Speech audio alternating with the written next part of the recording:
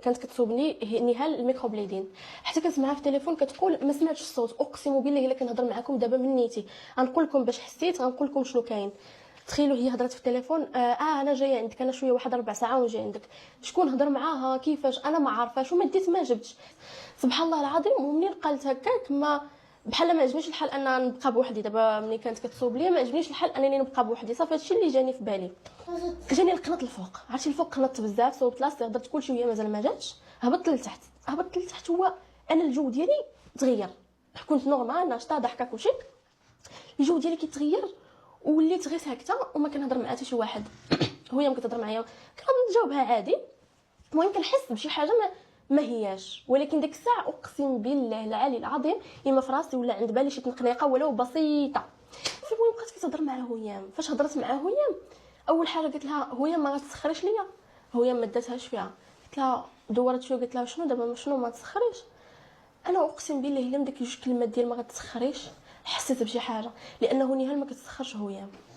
ديك جوج كلمات ديال ما غتسخريش ودارت ولات سولتها والاخرى ما تجاوبهاش. مهم شي حاجه واحد الساعه اقسم بالله ما شفتهم كيهضروا ما سمعتهم حتى حاجه. انا كنقول لهم شنو كاين، ما المشكله ما شفتهم حتى هما كيهضروا بيناتهم شنو كاين. بقات عليا نهال مالكي شنو كاين. ما كاين والو. انا ديك الساعه حسيت بشي حاجه ماشي هي هذيك. قلت لهم قولوا لي شنو كاين. صافي بقات عليا نهال شوفي نقول لك وما تقلقيش، شوفي راه ماشي انا اللي درت هادشي، شوفي هادشي راه جيت تلقائيا. قلت لها دابا غير قولي لي شنو كاين. قالت لي غنهضر معاك واحد الهضره ولكن ماشي هنا في البيت الاخر. قلت لها يلاه البيت الاخر نهضروا. صافي قالت لي ولكن بلا تليفونات هكا. قالت لي بلا تصوير بلا حتى شي حاجه بحال هكا. انا كنت هازه تليفوني كنت هازه الميكرو، هادشي اللي كنت هازه حتى الكاميرا كنت مخلياها. قالت لي بلا تصوير. قلت لها حنا التليفونات كاع غنخليوهم هنا. وبصح حطيت التليفون وحطيت الميكرو مشيت خاويه.